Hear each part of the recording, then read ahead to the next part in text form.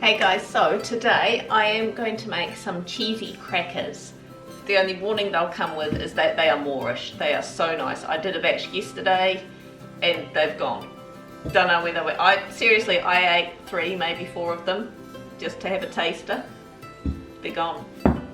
Making these crackers is cheaper than buying cheesy flavoured crackers from the supermarket. So I'll put some comparisons up on the screen at some stage, maybe later on in the video, for those who are interested in that sort of thing. But in the meantime, let's just make these because they are yum. So you'll need about 112 grams of cheese, which is that much. So just for the sake of making it easy to work out the cost, I've estimated a block of cheese to be about $10. At the moment, I mean, at my local it varies. You can sometimes get them for like $8 or $7.90 odd a block. Generally it's more like the $8 to $9 range. I know some other places in New Zealand it can be $10 a block, so I've gone with $10 for the sake of ease of working it out. So we're just going to grate that into a bowl. Any kind of cheddar cheese is fine. Tasty would probably be the best.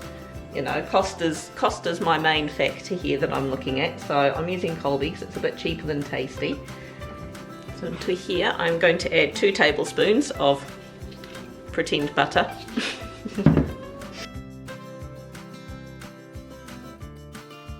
And 1 teaspoon of salt. I use cheap table spread pretty much in all my recipes. Butter is probably better from a health perspective. It just all comes down to personal preference, but of course it's a lot more expensive as butter. Our long-term plan is still to get ourselves our own milking cow. Then watch out for all the recipes using tons of cheese and butter.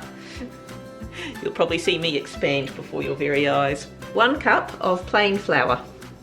And you want to put in about 2 tablespoons of cold water. You may need to add another tablespoon or 2, just see how it goes as you're mixing it.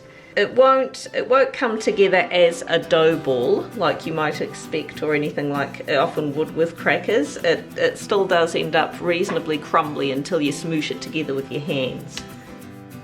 So there we go, that's kind of how you want it. See how it kind of looks like cottage cheese. Kind of looks like cottage cheese with bits of cheese through it. So I ended up adding about 5 of these tablespoon measures to that, just to get it to that point. Now, I want to get your hand in and just smoosh it. Smoosh it into a ball, and it should just come together quite nicely. Looking gorgeous. Now, we're just going to wrap this up and put it in the fridge for half an hour. Now you can, I just use a tea towel to wrap it up, and I just wrap it up nice and firm in a tea towel, but you can also use cling film if you go that way, or baking paper, whatever, but you know, just like that in a tea towel is fine. It won't stick to it or anything, and we'll revisit this in half an hour. I'll show you how to roll it up and cook it. I should add as well, it doesn't matter if it's longer than half an hour in the fridge. You just want it for a minimum of half an hour. So, you know, you can make the dough in advance and just cook it when you're ready. So, we'll see you back here.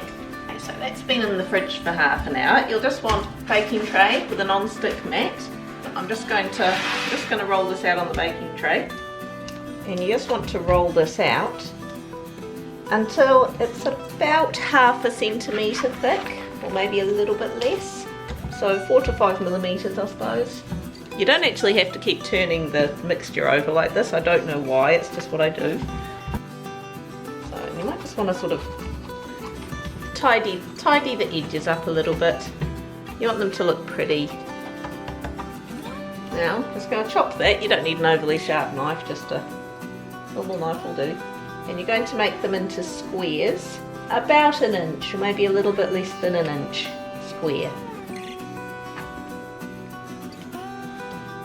I'll separate them out on the tray and pop them in the oven for about 13 minutes.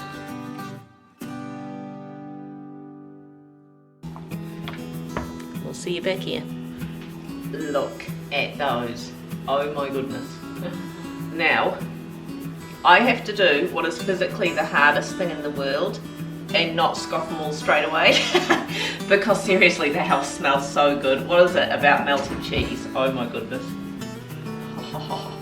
So, but they are still, they won't be like really crunchy straight up out of the oven. They are still sort of slightly doughy-ish feeling, so you do need to leave them out on the bench to crisp up.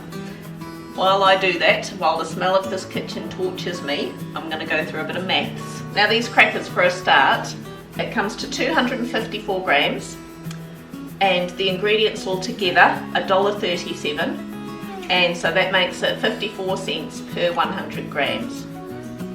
Now if we compare them to the likes of Arnott's Cheds, they come in 250 gram packs, so they're probably the easiest to compare. They cost $3.59, and that makes it about $1.44 per 100 grams.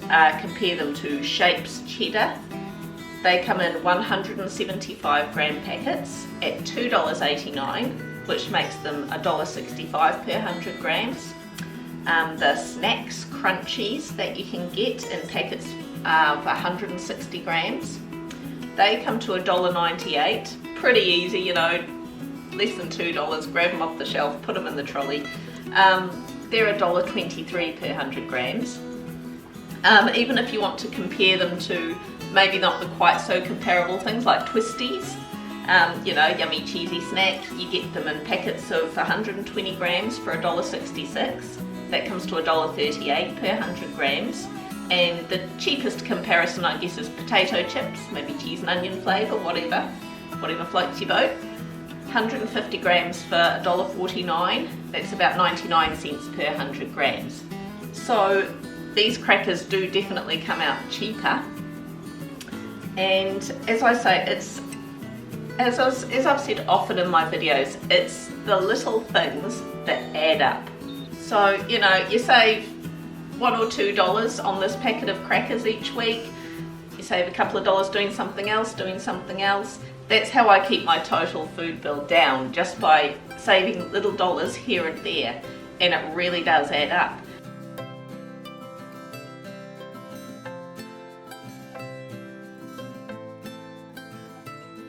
How much are we allowed? Hang on. Alright, needless to say, I want in on this. They are so yummy. Look at those, they come out so yummy and they're nice and crunchy. Look at that. They are so much nicer than any kind of bought cheesy crackers that I've had. Do it, people. Hit like, leave us a comment, hit subscribe, make some of these, because they are so good. And eat them.